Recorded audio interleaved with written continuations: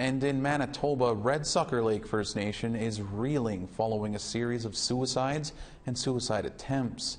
The most recent is that of a 16-year-old boy just last week.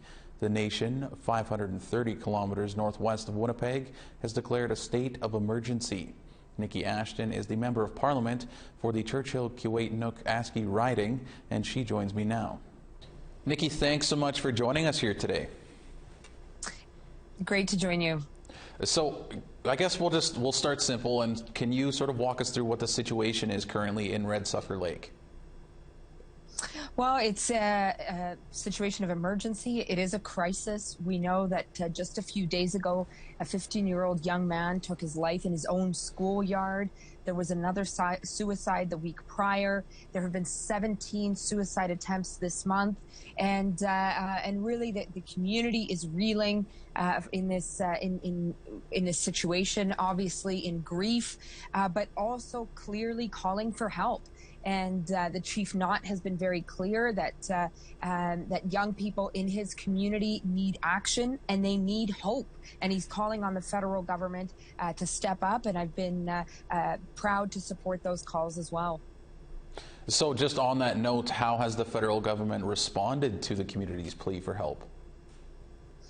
Well, I understand that there have been, of course, some immediate supports put in place in terms of counseling, and of course the 4 Arrows Health Authority has been very active on the ground in terms of crisis teams. But the reality is, as Chief Knott and as community members have made very clear, this goes beyond Band-Aids. This goes beyond responding to the crisis. There needs to be long-term support for the community. And they've mentioned some very concrete steps that are not new at all to the federal government, are not news, pardon me, to the federal government. You know, Chief Knott talked about the need for recreation and supports for the community, including to finish off their half-built arena.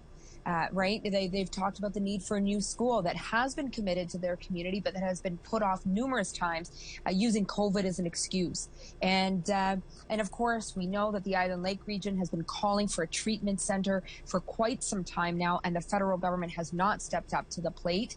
And as Chief Knott also expressed, is you know, we're dealing with a cost of living crisis, an inflation crisis. It's even worse in communities like Red Sucker Lake that are remote, where things were already expensive to begin with. People are really struggling, so there needs to be some particular relief for people in Red Sucker Lake and communities like Red Sucker Lake to deal with the increased cost of living at this time. So my next question was just going to be asking about some of the root causes, but it sounds like you basically just listed most of them. So, you know, how are the people there coping right now? Well, it's very difficult, no question. I mean, again, you know, the loss of any life is tragic, but to hear of a 15-year-old that took his own life in the schoolyard is particularly tragic. And as Chief Knott and community members have said, there needs to be more support for young people in Red Sucker Lake. We know that mental health has taken a hit everywhere during the pandemic, but the lack of supports, the isolation, the lack of recreation opportunities in communities like Red Sucker Lake may amplify that mental health crisis. And the supports are not there the way they need to be. You know, this is a remote First Nation, you know, again, only accessible by air, except for a small period of time when the ice roads are open. This is a community that's been calling for an all-weather road, in part to deal with the isolation that comes from and you know, its impacts on mental health. So Red Sucker Lake has been clear when it comes to what needs to happen to give young people hope in their community. What is clear right now is that the federal government needs to do much more than what it's doing at this time. So you've touched on some of the long-term, you know, potential solutions that could help, you know, this community and other communities up north. And I'm wondering, maybe what are some of the things in the short term as well that could maybe help address some of these issues that lead into some long-term solutions?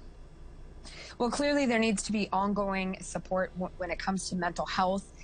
We need to make sure that organizations that are doing this work have the resources necessary to send people in, to be available, but not just in terms of counseling. Again, in terms of working with the young people, in terms of bringing people together, and really finding ways to instill that kind of hope for life that young people should always have.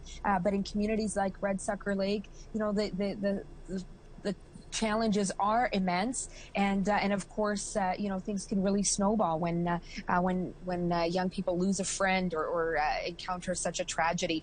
And so we need to make sure that it's not just about crisis response. We need to make sure that it's not just about mental health response, that it goes beyond that.